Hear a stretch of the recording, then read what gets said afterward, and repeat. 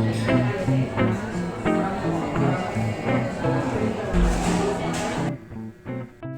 guys! Welcome back to my YouTube channel.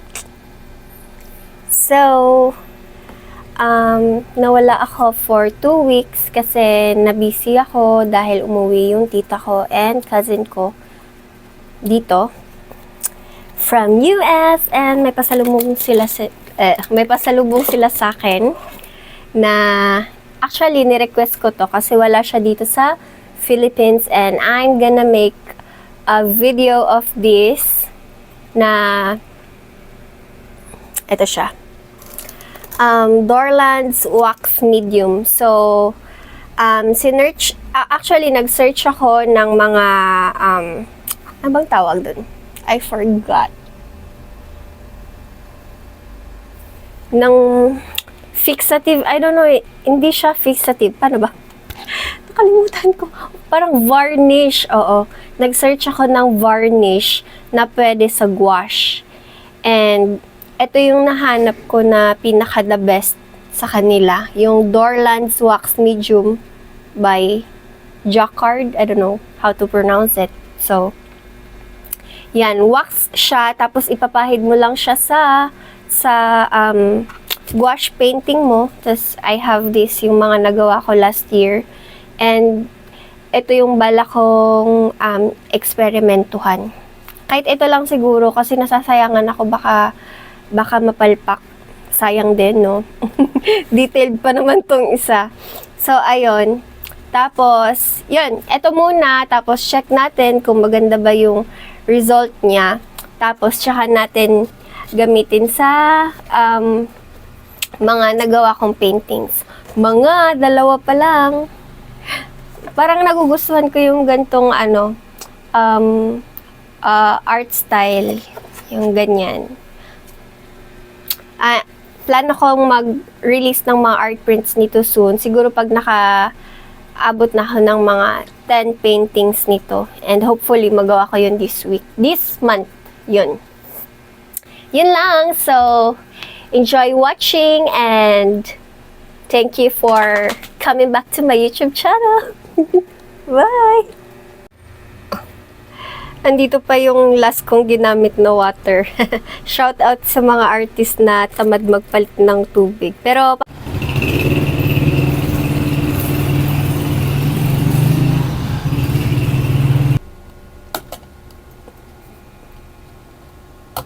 yan.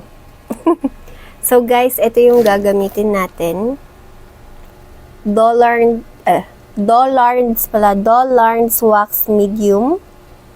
Waterproofing, protective, top coat for watercolors, gouache, acrylics, oils, and more. Seals artwork against moisture and protects against smudging and dust. Increases color depth and provides a uniform matte finish for paper, canvas, wood, plastic, metal photos, collage, clay, and more. For a satin finish, buff gently once completely dry for 24 hours. Add powdered pigments, dyes, other dry media, or alcohol inks to tint and for special effects. Mix with oil colors to thicken and matte out, and for cold wax painting techniques. Dorland's wax resists cracking and dries faster than unadulterated oil colors. This wax type, team wax medium desired with other less mineral spirits and mild heat, not heat above 170 Fahrenheit or 42 degrees Celsius. Warning, harmful or fatal if swallowed. In case of ingestion, health, physician, this wax, wax, microcrystalline wax, Daymar Resin Mineral Spirits. Wow, may spirits siya. Charis. And other proprietary materials. Wearing gloves and ventilation of work area are recommended. So, ayun, made in USA siya. Nag-search ako nito and this is very pricey, no? I think 4K yung last na check ko sa Amazon. And guess what? Sobrang liit niya lang.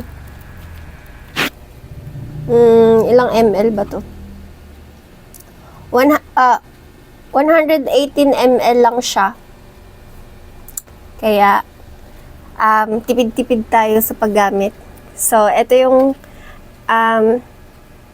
lalagyan natin. Tatlo yung binili ni ate sa akin. Yan, tatlo. Shout out to my cousin. I love you, Ate B. So, ayan. Meron siyang free na ganito. Pero meron akong mga ganito na eh. Yung mas maliit. But, sige, ito na lang yung gamitin natin.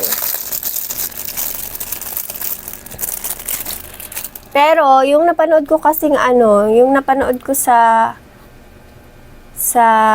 YouTube, ang gamit niya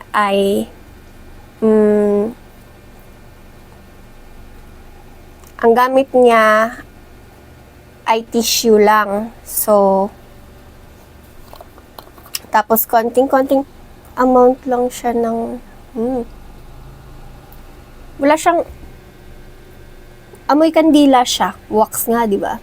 Wala siya, hindi masama yung amoy niya. So, good siya to lagay sa mga ganito. So, guys, let's start.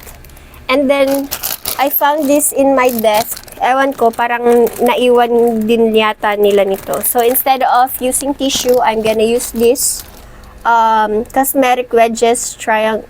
Yeah. Cosmetic siya. Hindi siya it's not for waxing, painting, but I guess I'm gonna use what I have here. So, let's start. Let's get enough amount. There. Can you see it? And then, let's put it here. Oh, wow!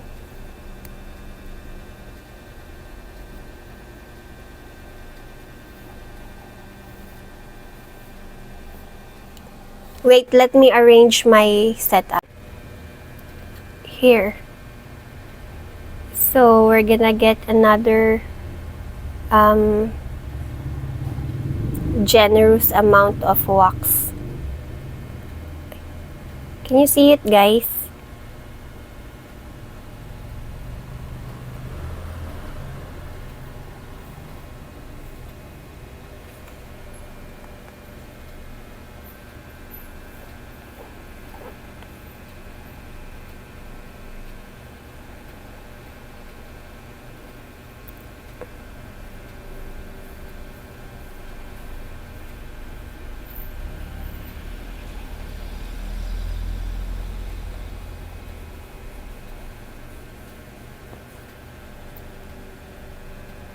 Can you see the changes sa color?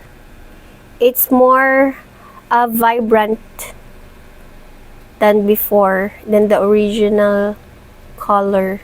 Look, oh. This one is pale, and then when you put some wax on top, it becomes more vibrant. So I guess it's not that bad. It did make my painting darker, but I like it better now. It looks like contrasted na. Can you see the difference before and after? See, it's more vibrant. Let's try my other paintings, no? Ba't ba ako nag-i-English? I want to speak English para, other people can relate. So, what's next?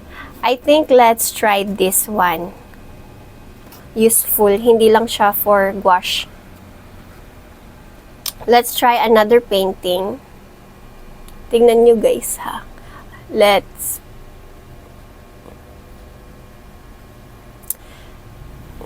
apply first on this side and then let's compare here. See? It's more vibrant. It improved the color.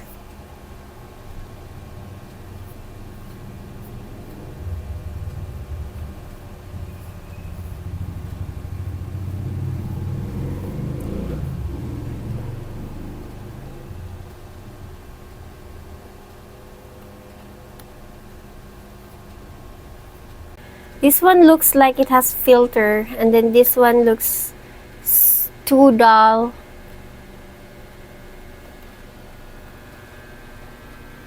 So, it did not destroy my painting. Diba? So, I'm just gonna apply on the other side na din.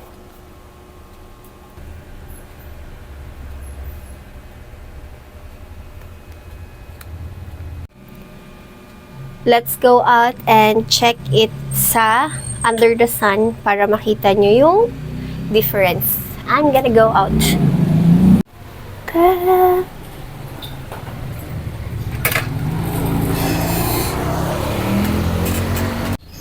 This is it. Pansit. Whoa.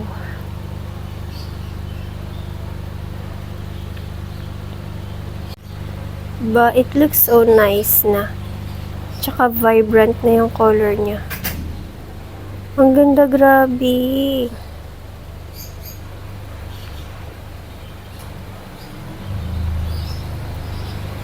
So, ayun, patutuyuin lang to ng 24 hours para pwede na siya i-display. Let's get ample amount. Parang napadami yata. And then, you just put it there. Apply it.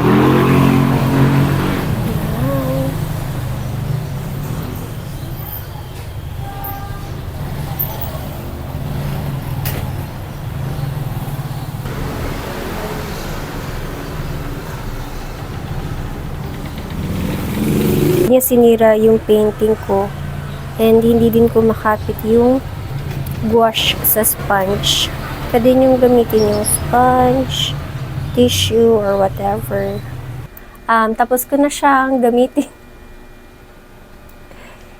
Sa tatlo ko, di ba sabi ko, isa lang gagawan, lalagyan ko.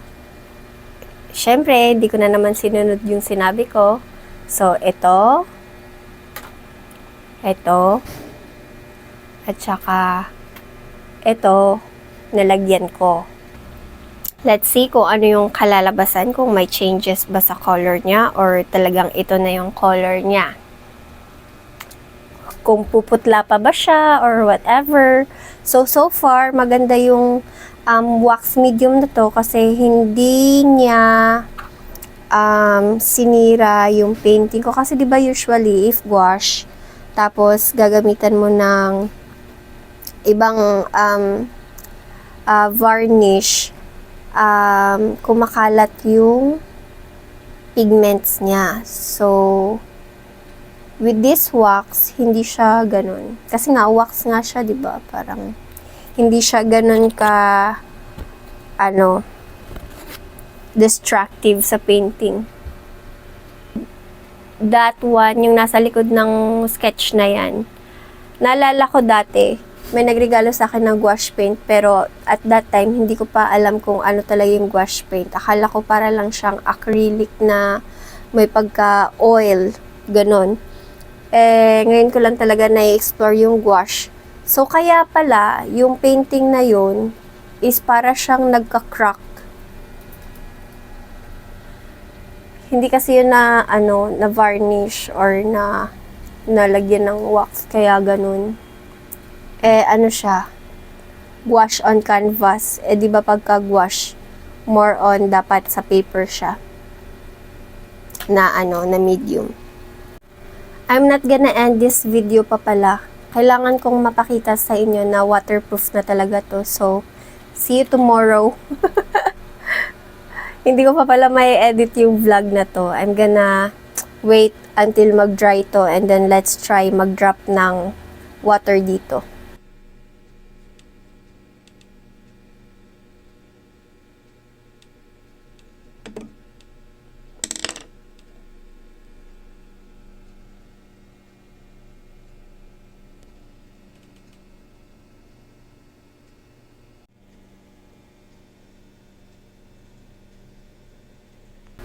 Yun lang. So, that's all for this vlog. This boring vlog. nag-try lang ako nito and hopefully you guys can get this para ma-try nyo din. Yun lang, and sana maging available din to sa Philippines kasi talagang kahit sa art bar, sa fully book, wala akong mahanap na ganito. So, sayang.